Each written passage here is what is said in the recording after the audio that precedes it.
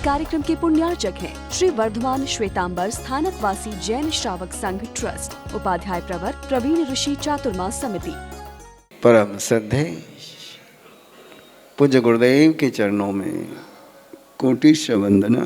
विराजमान स्नेही श्री तीर्थेश श्री महाराज साहब, श्रद्धालु श्रोतागण, गुरुदेव की काम करने की वृत्ति क्या थी, प्रवृत्ति क्या थी, क्या काम किया, उसकी चर्चा पुनरात में करते हैं। अभी बात किसकी है? दृष्टि की बात है। जैसी दृष्टि होती है वैसा काम होता है, जैसी विजन होती है वैसी प्रोविजन होती है। अपनी विजन कैसी है? टेम्पररी विजन है। कैसी विजन है? टेम्पररी विजन है। अपने दो विजन की विशेषताएं, एक तो टेम्पररी, हुए तो ठीक, न हुए तो छोड़ दे। होता है तो ठीक, नहीं होता है तो छोड़ दे। आराम से हो जाए कर ले, माथा ने तान मत दे। एक बार अपनी विजन समझ लोगे तो गुरुदेव की विजन समझना आपको आसान जाएगा। जो चले आयो है, जिसको चल रहे है वो चलने दे। नया उद्योग मत कर। और गुरुदेव की विजन बहुत डिफरेंट थी। जो काम करना वो इस तरीके से करना कि करने वाला चला जाए लेकिन काम चलता रहे। करने वाला लेकिन काम चलता रहे, काम बंद नहीं होना चाहिए। कभी उन्होंने अपना सोचा नहीं। एक एग्जाम्पल दे रहा हूं आपको, जिससे आपको समझने में आसानी जाएगी। गुरुदेव कोपरगांव पधारे थे और कोपरगांव भी उनकी शिक्षण की भूमि रही हुई थी। तो वहाँ जाने के पहले उनको पता था कि कोपरगांव में बहुत अच्छे अरबी फारसी के जानकार लोग रहते हैं, मुस्लिम लोग। तो गुरुदेव ने पहले ही बाबा जी को, सिंघवी जी को कहा था, देखना कोई मौलवी हो जिसको अरबी और फारसी आती हो, मुझे शेख सादी का गुलिस्तान नाम के ग्रंथ पढ़ना है। खोज करी और एक 25-30 साल का जवान मिल गया। मैं वो बाकी बात में रात में करूंगा। करीबन 20-25 दिन तक वो शिक्षण का क्रम चलता रहा। विहार का समय आया, गुरुदेव ने कहा कि अब हमारे विहार होगा। तो उस मौलवी ने गुरुदेव से प्रार्थना करी कि हमारे मोहल्ले में आकर के आप तकरीर करो, प्रवचन दो। मुस्लिम के मोहल्ले में जाकर के प्रवचन करना है। ना के ना तो गुरुदेव ने सीखा ही नहीं था। बोले ठीक है। और दोपहर के समय में उनके मोहल्ले में प्रवचन का कार्यक्रम।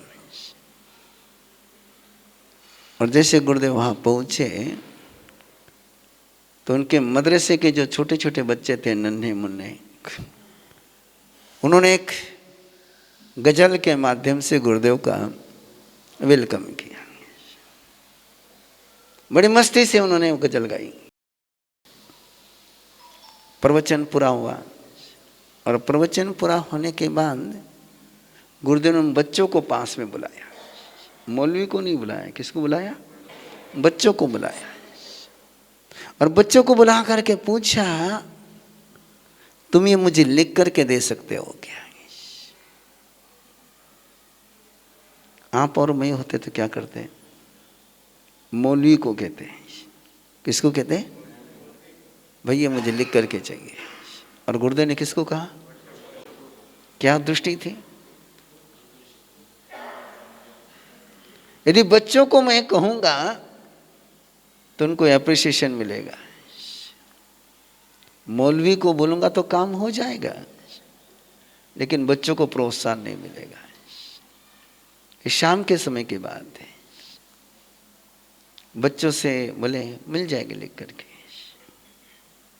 और शाम को गुरुदेव वापस स्थानक में पधारे। प्रतिगमन हो गया, और प्रतिगमन के बाद गुरुदेव महेंद्र ऋषि जी, प्रशांत ऋषि जी, अक्षय ऋषि जी इनको रोज भजन सिखाते थे। पुरानी आवृत्ति करना और नए भजन सिखाना प्रतिगमन के बाद। और गुरुदेव उनको सिखा रहे थे। जो गजल उन्होंने 4 बजे सुनी वो सिखा रहे थे।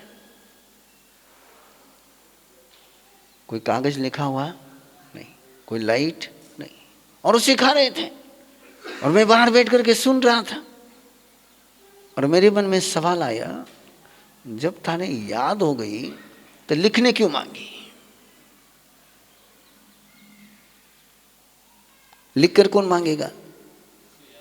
जिसको। और कितनी बार सुनी थी गजल? एक बार सुनी और याद हो गई।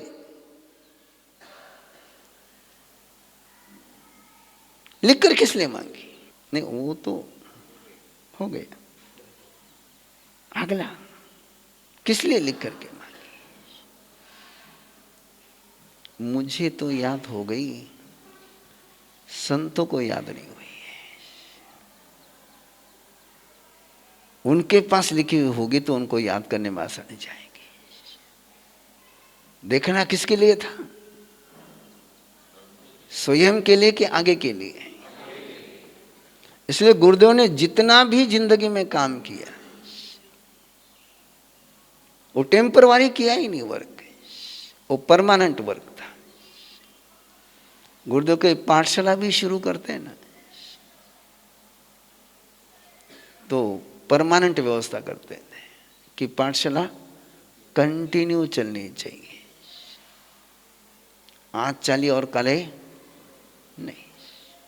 इसलिए स्थायी फंड बनाते थे। कौन सा फंड बनाते थे? स्थायी फंड, कि उसके ब्याज में से चलती रहे। सोच केवल एक ही थी कि काम कैसा होना चाहिए? परमानेंट होना चाहिए, शाश्वत होना चाहिए। इस विजन के कारण से बंधुओं, जो आपने जिंदगी में वो कर गए वो आज भी चल रहा है। एक भी गुरुदेव का काम ऐसा जिंदगी का नहीं जो उनके साथ रवाना हो गया हो। जब गुरुदेव महाराष्ट्र पधारे बहुत लंबे समय के बाद, भोपाल से विहार करके नागपुर के तरफ आ रहे थे। महाराष्ट्र में पहली बार गुरुदेव का कई सालों के बाद, यानी आचार्य बनने के बाद पहली बार आगमन हो रहा था। कि आचार्य पद का चादर महोत्सव होने के बाद गुरुदेव नॉर्थ में चले गए थे, जम्मू कश्मीर तक चले गए थे, और उसके बाद लौटे। तो नेचुरल था, महाराष्ट्र में उत्साह था, उल्लास था, उमंग थी। संचालक जी बापना, चंद्रभान डाकलिया, जो समाज के उस समय के प्रमुख लोग थे, उनकी भावना थी कि महाराष्ट्र में जंगी स्वागत होना चाहिए। वेलकम का फंक्शन कैसा होना चाहिए? बढ़िया होना चाहिए। कि हमारे आचार्य भगवान का जिनका पंजाब में हुआ, राजस्थान में हुआ, एमपी में हुआ, तो महाराष्ट्र में भी स्वागत उनका जोरदार स्वागत होना चाहिए। और वो गुरुदेव के पास पहुंचे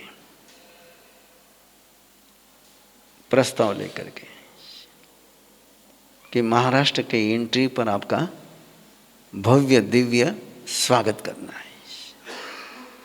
अभी चंद्रभान जी डाकलिया गुरुदेव के गुरु बंधु थे, उनके गुरु रतन ऋषि महाराज साहब थे, इसलिए वो गुरु बंधु के नाते से बात करते थे। संचालक जी बाफना भी बहुत नियर के थे, उन्होंने बात रखी और गुरुदेव ने कहा कोई स्वागत का कार्यक्रम नहीं होगा। अब वो डाकले जी कोई मानने वाले थोड़े थे। बोले जब अम्बाला में हुआ, जब राजस्थान में हुआ, जब दिल्ली में हुआ, तो महाराष्ट्र में मना क्यों? गुरुदेव थोड़ी देर चुप रहे, फिर उन्होंने कहा, 4-5 दिन पहले का प्रसंग गुरुदेव ने उनको बताया। विहार कर रहे थे, छोटे गांव में रुके हुए थे, और गुरुदेव की सेवा में जो तन्मय तल्लीन थे चंद्र ऋषि महाराज साहब, भगत जी महाराज साहब, उनका सर दर्द होने लगा, माथा दुखन लग गो। तो गुरुदेव ने कुंदन ऋषि महाराज साहब को कहा, जरा घरों में जाकर के गवेषणा करके सोंठ का थोड़ा सा टुकड़ो मिल जाए। किसका? सोंठ का टुकड़ा, तो उसको घिस करके लगा देंगे तो माथा रह जाएगा। कुंदन ऋषि महाराज साहब गवेषणा करने के लिए गए, 4-5 घर थे जैनियों के, और लौट करके आए, सोंठ का टुकड़ा लाए नहीं। गुरुदेव ने पूछा क्या बात, सोंठ नहीं लाए? और कुंदन ऋषि महाराज साहब ने गुरुदेव से निवेदन किया कि गुरुदेव, घरों की माली हालत अच्छी नहीं है, इतनी माली हालत नाजुक है कि किसी घर में सोंठ का टुकड़ा भी नहीं मिला है। और गुरुदेव चिंतन में लग गए, ये समाज की हालत। चिंतन चलता रहा उनका, और जब ये स्वागत का प्रसंग आया तो गुरुदेव ने कहा स्वागत नहीं हो सकता है।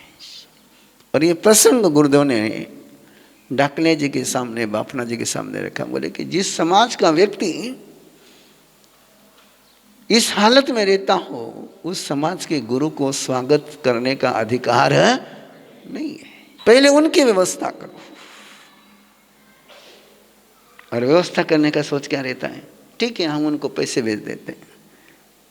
गुरुदेव ने कहा नहीं, वही एक गांव की हालत नहीं है। यदि यहां पर ऐसे है तो और भी बहुत लोग ऐसे होंगे। केवल उन 4 परिवारों का सवाल नहीं, ऐसे जितने भी परिवार है उनको संभालना है। और उसमें से अनंत फाउंडेशन की निर्मित हुई।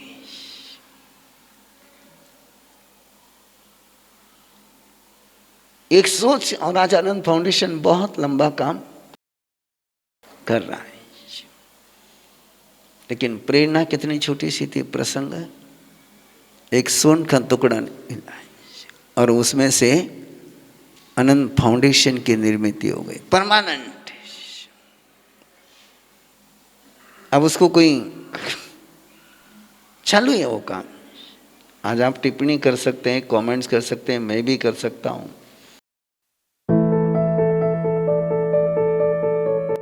इच्छाकारिणम संधिसा भगवम, इच्छाकारिणम संधिसा भगवम।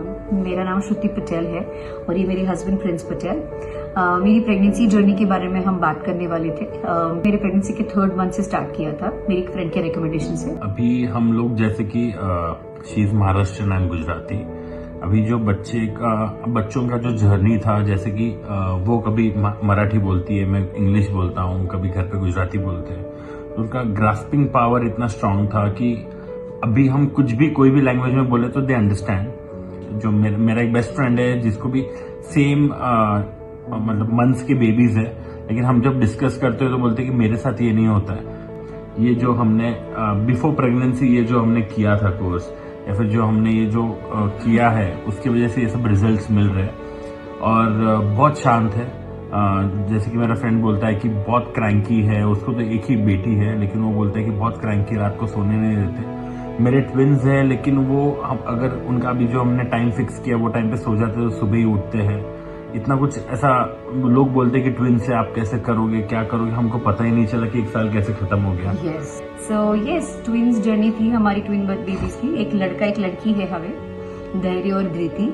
मुझे मेरी टीचर ने बोला कि अगर टाइम नहीं मिल रहा है तो टेल योर किड्स, आप अपने बच्चों को बताओ कि बेटा मुझे थोड़ा टाइम चाहिए, मुझे ये चीजें करनी है, सो प्लीज आप उस टाइम पे सो जाओ या फिर आप खेलो।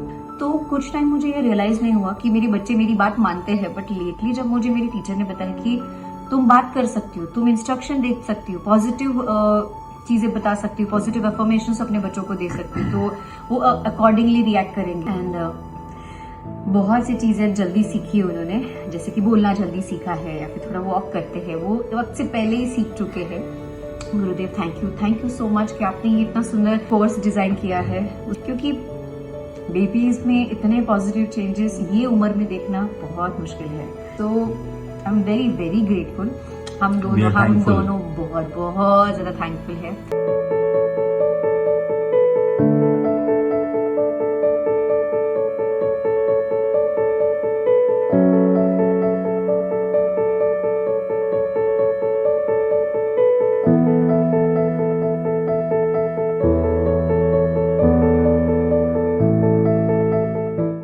Your health, values, and relationships today can shape your baby's tomorrow. What if you could create a strong foundation? मेरे और मेरे हस्बैंड के बहुत डिस्प्यूट्स होते थे। इट वॉज लाइक अभी हम साथ नहीं रह सकते, इस लेवल तक हम पहुँचे थे। उस वक्त हमारे ट्रेनर्स ने इंसिस्ट किया कि आज गुरुदेव लाइव सेशन लेंगे, आप आज का सेशन अटेंड कर लो, उसके बाद में आपकी मर्जी।